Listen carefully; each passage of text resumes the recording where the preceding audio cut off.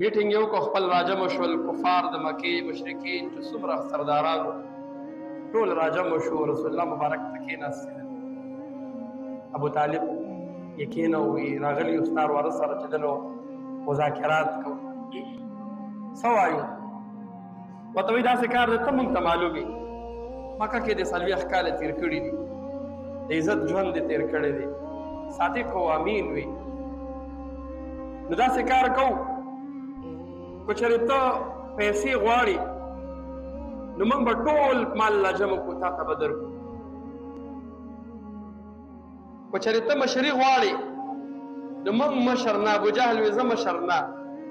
عتبه مشر نه او شیبه مشر نه ته تا به موږ مشر کړو او کو چېرې په عربو کې او په مکه کې په کم خاندان کې او په چا کرا ته نکاح کول غواړي نو ته ګوته کېده موږ به ستا نکاح هلته کې کوو یو پیغام زموږ ومنه هر څه ته تیار یو چې څه ته وایې هغه کوو یو پیغام زموږ دا دی چې زموږ د خدایانو بد مه وایه ځان لمونځ کوه تلاوت کوه ذکر کوه عبادت کوه طوافونه کوه عمرې کوه چې څه ستا زړه غواړي هغه کوه خو زموږ خدایانو ته بد مه وایه بس موږ څه نه وایو رسول الله مبارک ابو طالب ولاړ دی رسول الله مبارک ورته تا ته چا وي زه خو الله تعالی را لېږلی دې دپاره یم چې تاسو چې چاته سجدې کوئ چې د دې نفي وکړمه د دې رد وکړمه چې ګوره بت چاله څه ورکولی نه شي دکې خو سا نشته دا خو د ګډې شکل دی او تاسو جوړ کړی دی دی به تاسو له څه نفع او شر درکړي دی به چاته نقصان ورسوي نو زه خو راغلی دی دپاره یم دا نشم پرېښودی او پیغمبر علیه الصلاة والسلام روان شو ابو طالب چې پوه شو اواز ولا ورکوي ترواره دې خوا راشه دوی خبره ومنه که نه پیغمبر علیه السلام وایي نه ښځه غواړم نه مشري غواړم نه پیسې غواړم دا یو میشن دی زما میشن چې دی نو زه په خپل دین په ټولو دینونو باندې غالب کوم دا مې مشن دی ابو طالب ورته فرمایي ترې دی بچې زه تا چرم یوازې نه پرېږدم ولې ته خو ما ته د خپل پلار وصیت دی چې ته ما ته پرېښودی زه به ستا خدمت کومه ته خو زما د مړ ورور بچی یې یتیم یې ورواره چې څنګه دین بیانوه ستا تره ستا په شا ولاړه دی نو یو میټینګ وشو بل میټینګ سره دې پس بیا راغی بیا کېناستېدل وایي څه کوو راځئ یو جوړه کوو جوړه د څه کوو داسې کار به وکړو چې یو کال به ته زموږ د خدایانو منې او یو کال به مونږ ستا خدایان منو دا جوړه به وکړو پیغمبر علیه السلام یې څه میله خو نه ده څه دوکانداري خو نه ده چې یو کال به تاسو دوکان چلوئ او یو کال به زه چلوم زه تاسو سره هېڅ سمجھوتې ته تیار نه یم زما چې کوم مشن دی زما چې کوم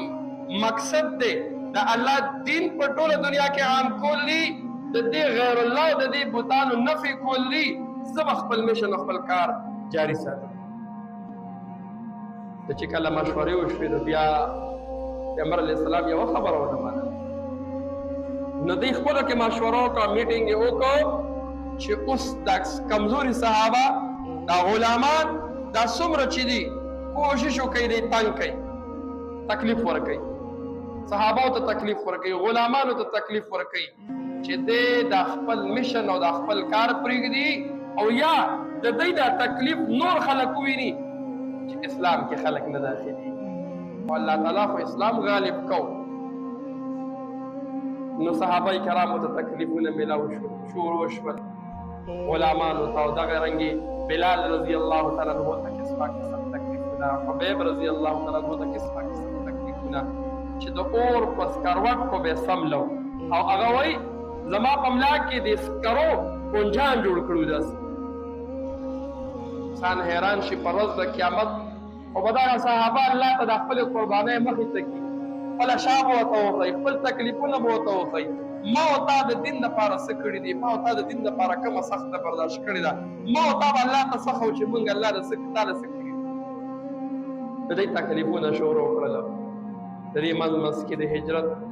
د حبشې ته د هجرت اوږده واقعه ده انشاءالله بلې جمعې ته به درته وایم چې هلته کې اصحمه نجاشي بادشاه دی او صحابه هلته کې لاړه هجرت یې وکړه تنګ شو د تکلیفونو نه نو دا کفارو لګېده خپل سفیران یې ورپسې هلته ولېږل او هغه ته وایي دی را رخصتوه دی به دلته نه پرېږدې وایي خیر ولې دی جعفر رضی الله تعالی عنه وایي ته نه تپوس وکړه مونږ غلا کړې ده ډاکه مو کړې ده قتل مو کړی دی څه مو کړي دي چې لکه دی موږ پسې راغلی دی او موږ دلته نفوذي په زور باندې نجاشي بادشاه مو یا خیر دی جرم څه دی جرم یې څه یو الله یې منه جرم یې دا و وی الله منو بل نه منو یو طرف ته چې د حبشې نه چې کوم سفیران واپس رالل ابو جهل ته واقع بیان کړه چې بادشاه نجاشي بادشاه خو د صحابو ډېر قدر او عزت وکړو احترام یې وکړو تخفی او تخایف یې مغی له ورکړي دي